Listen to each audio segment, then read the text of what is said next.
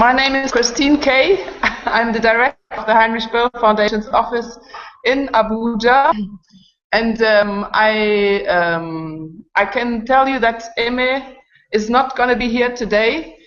We are living on shifting sands, as the gender landscape in Nigeria is also living on shifting sands. So if you allow me, I will do a short comment from the perspective of somebody who has lived here for a long time, is very much involved in the gender work of our office, but is not a Nigerian herself. I'm German. I'm Katrin. So even if you can't see me right now,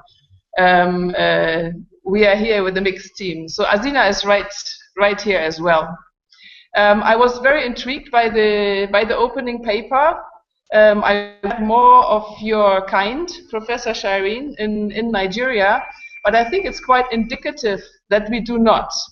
We certainly have professors and doctors, but the limelight of the gender debate is occupied by various different people. And I just wanted to have this chance to speak about where they sit, those women who are championing gender arguments, at least, if not a gender cause.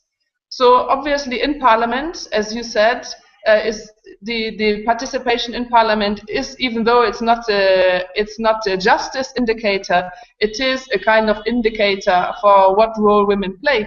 And in Nigeria, I don't know if you have touched on it, we have a high percentage in the cabinet because it is politically correct to do so. But in Parliament, the percentage of women has actually shrunk. There was a bit of a high in the 2007 elections, but in the 2011 elections, it has gone down to less than 10%. And now here's my thesis, which is a bit provocative and concerning all of us who are listening here, because my theory is that gender activists of the women's sort are hiding in the NGOs. You have a lot of women who are occupied or who preoccupy themselves with the agenda on pushing women's rights and making equal pay work and all of that, but very shy of taking over political power. So there is a lot of knowledge, there is a lot of pushing, and there certainly is a lot of lobbying, but translating that into what in Nigeria is always a dirty game of politics, that willingness is not there. And I think at the moment where the power can be of this kind or that kind, you have the formal power inside Parliament. But I think most young women would categorize the women in Parliament as belonging to the political class. And the political class in Nigeria is not seen in a very positive light.